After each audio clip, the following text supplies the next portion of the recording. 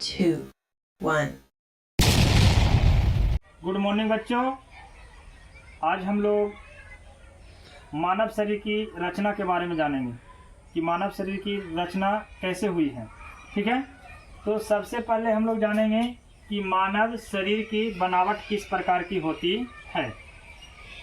तो मानव शरीर अनेक क्रियाशील अंगों से मिलकर बनी एक जटिल मशीन है।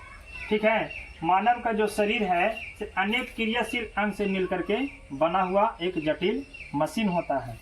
फिर लिखे हैं कि कंकाल तंत्र क्या है। तो मानव शरीर की सभी अस्थियां एवं उपअस्थियां जिस तंत्र का निर्माण होता है या जिस तंत्र का निर्माण करता है उसे हम कंकाल तंत्र कहते हैं। उसके बाद है अस्थि क्या है। अस्थि के मतलब होता है हड्डी। हड्डी है, उसको भी हम बोल सकते हैं कि यह दृढ़। दृढ़ के मतलब होता है मजबूत, कठोर तथा सफेद रंग का संरचना होती है। ठीक है, उसको बाद है कि अस्थियां जो होता है किसका बना होता है। तो यह मुख्य रूप से कैल्शियम और फास्फोरस का बना होता है। ठीक है, तो चलो अब हम लोग जानते हैं कि मानव शरीर में कुल कितनी अस्थियां होती है। तो मानव शरीर में 206 अस्थियां होती है, यानी मानव शरीर में टोटल 206 हड्डियां होती है।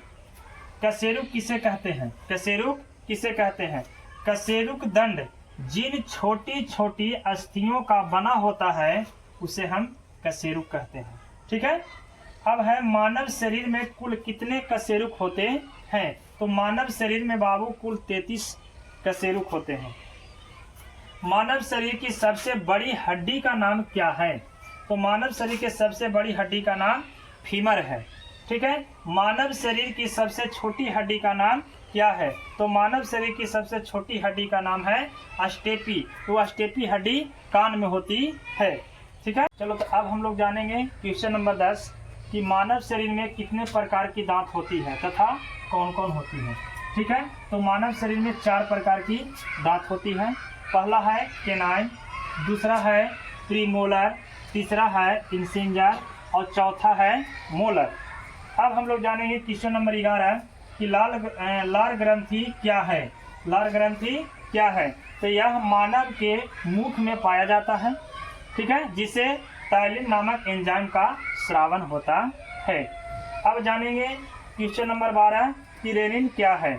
रेनिन का मुख्य कार्य क्या है। तो यह दूध का पाचन करता है। रेनिन जो है से दूध को पचाने का काम करता है। त्वचा क्या है। तो यह शरीर का बाहरी अंग है जो शरीर को ढके रहता है। ठीक है,